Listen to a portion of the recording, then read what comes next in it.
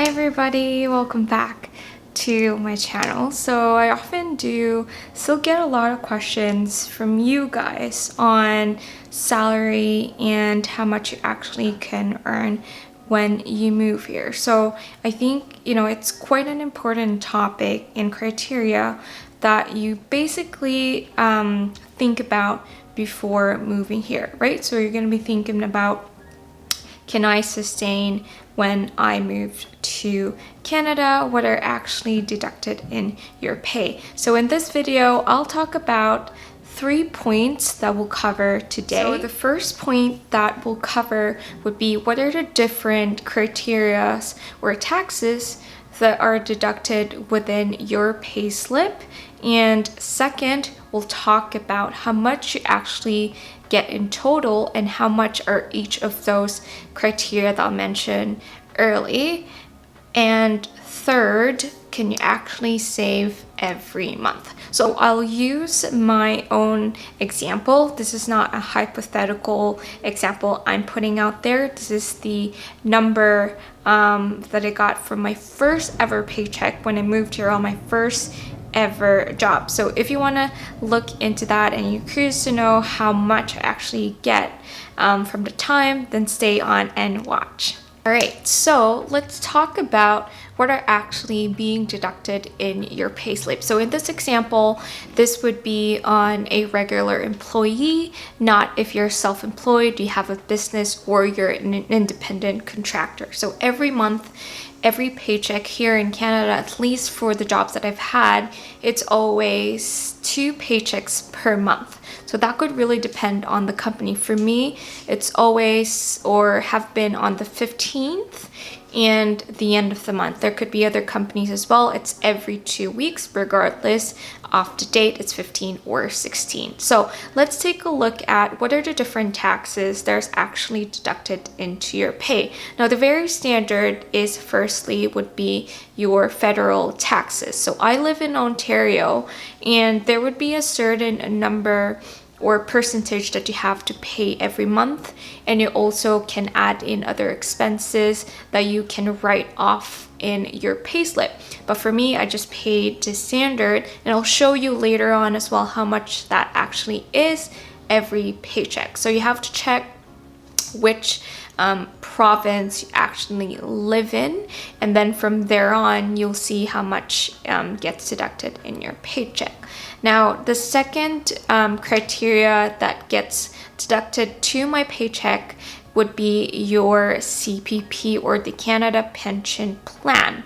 So CPP are actually also deducted every month on your pay, similar to the federal taxes that you pay every paycheck or every month per se. And I'll show you how much that is as well on the next part.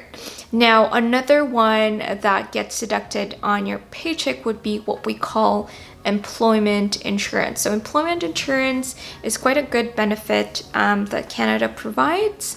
If, let's say, you do lose your job, especially now with the pandemic, you get laid off or whatnot, you do get some sort of percentage that the government gives you and pays you. I believe it's around 70% of your base salary.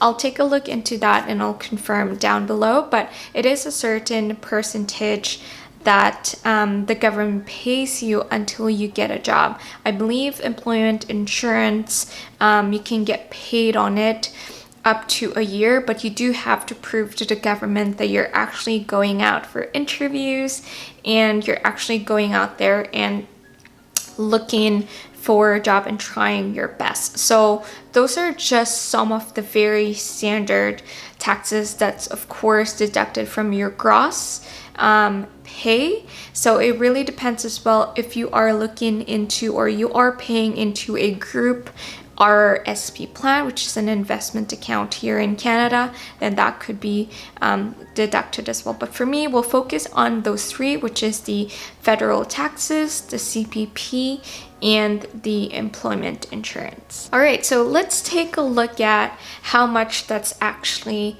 every month. So as you can see, in here, this is an example paycheck that I've received on my first ever job in Canada.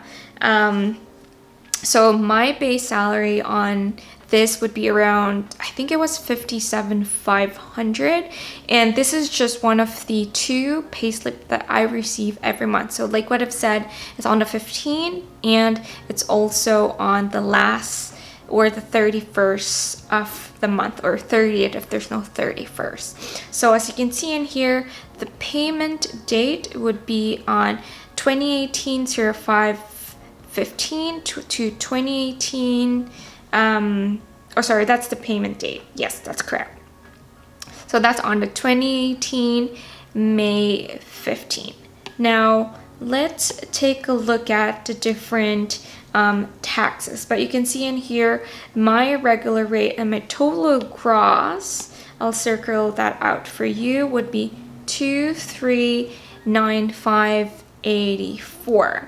Now that's my gross pay every paycheck, but of course you'll see in here we shall have all our taxes. Now the first tax I've talked about would be your government pension right here. So I paid $111.38. Year-to-date amount is the amount you've paid within that year, but this is because my first paycheck, so the 111, that's the total I have year-to-date. Yeah. You also have your, oh sorry, that was the government pension. Sorry, that's the CPP that I've talked about. Now the federal taxes would be $423.30. Like what I mentioned, it is quite high, and this is dependent on the standard as well as your tax income bracket as well.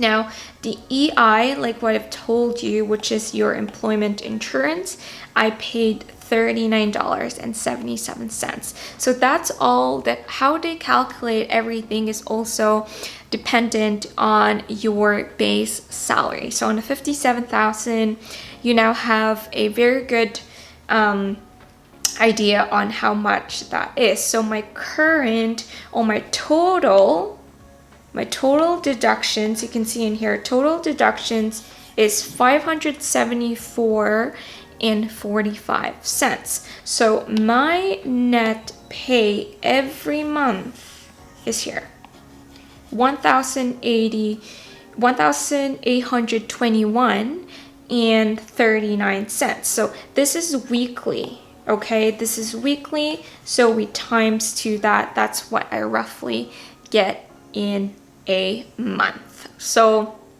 you can see that this would depend on your base salary, like what I mentioned. So you have to calculate that and see from there how much you can potentially get. I would say, in my perspective and what I've seen while I was still a recruiter last time, is the base salary for recent graduates could really vary from 40K to 50K. That could also depend if you're a software engineer. Of course, that's relatively higher. But let's say you are in sales or something else, that maybe 45 to 55K would be your starting salary. So when you move to Canada, that's something you have to kind of take a look into, would be how much would be your base salary, and look from there. Now, the third point that I've talked about last time is that can you actually save with that kind of salary? And let's say you are on 55K. Now, that is very dependent, right? If you have family kids that goes to school, that could really add up. I am single and have a partner that I share the house with, so that really has helped me, in terms of being able to still save every month, and not